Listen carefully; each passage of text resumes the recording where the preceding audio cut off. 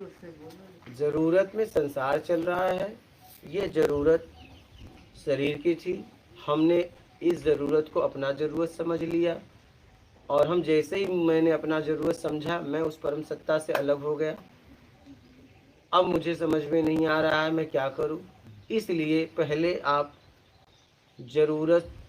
जरूरत में जियो, क्योंकि अब आप जरूरत से बाहर चले गए हो, मान के चक्कर में चले गए हो।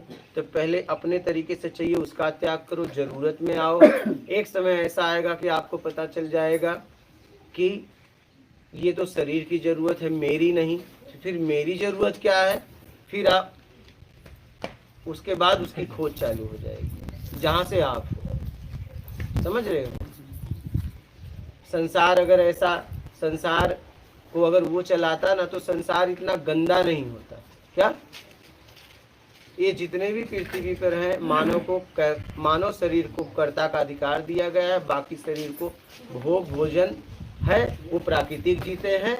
हमारे पास कर्ता का अधिकार है।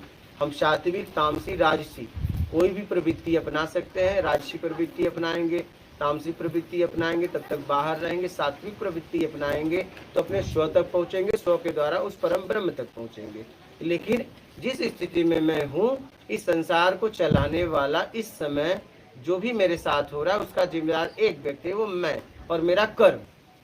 सीधी सी बात है, और ये जिम्मेदारी आपको लेनी पड़ेगी। और जितने भी मानव शरीर के अलावा हैं, वो भोग भोजन अपनी जरूरत में करते हैं। हम जरूरत से ज़्यादा में जी रहे हैं, इसलिए परेशान हैं। ठीक है, तो अपनी ज़रूरत में जीना चालू करो।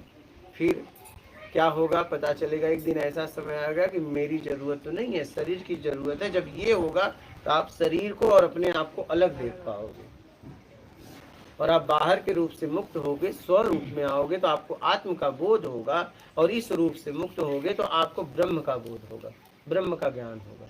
यही है यात्रा। स्वरूप, बाहर के रूप से मुक्त होगे, स्वरूप में आओगे, आत्मज्ञान होगा। इस रूप से, इस पिंड से अगर आप छुटकारा पा लिए तो आपको ब्रह्म का ज्ञान हो जाएगा। यही है यात्रा।